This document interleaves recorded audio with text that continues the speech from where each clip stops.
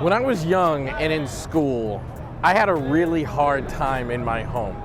I was always in trouble because my father took schoolwork so seriously that I couldn't find a safe way to do it.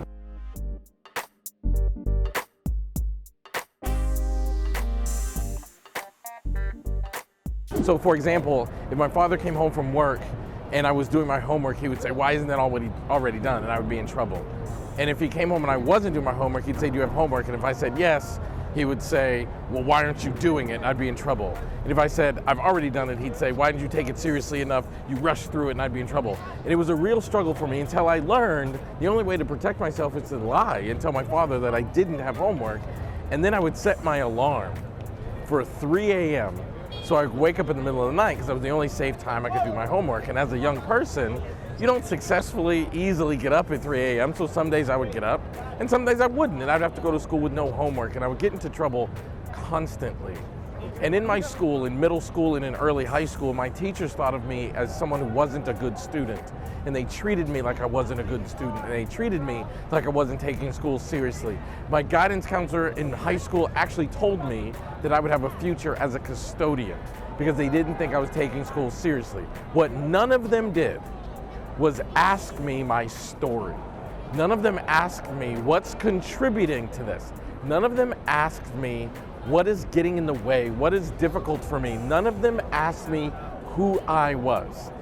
And somehow walking around Times Square, seeing a bazillion people from a bazillion different backgrounds and a bazillion different cultures, I just see everybody's story.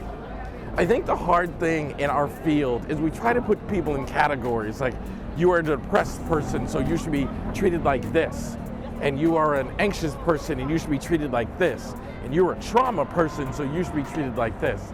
But the truth is, individuals need to be treated like individuals who have their own backgrounds, their own stories, their own cultural influences, their own reasons for doing the things they're doing, saying the things they're saying, and behaving the way they're behaving. We've got to learn how to treat people like individuals, and I think the very best approach to do that is solution-focused brief therapy, because in every single session, we tailor our language to match the language being used by that client every single time. You know, I think back to my high school years and being treated like you're not a good student and you're not smart and you need to be taking remedial classes and all of these things, and I think, what would have happened if they had treated me like an individual? Instead of treating me like, you're in the category of the non-homework doers, so we treat you like this. Like what would have happened? Every single year I would show up to school and they would give me my course load. They would tell me the classes I'm taking. You guys remember how exciting that was? You'd talk to your friends like, what class are you taking? What teachers do you have? And every single year they would put me in remedial classes, and then I would ace tests. And by the end of the school year, I was in college level classes, college preparation classes. But they never left me in those categories because I was a non-homework doer and you don't deserve these classes. They actually would tell me that.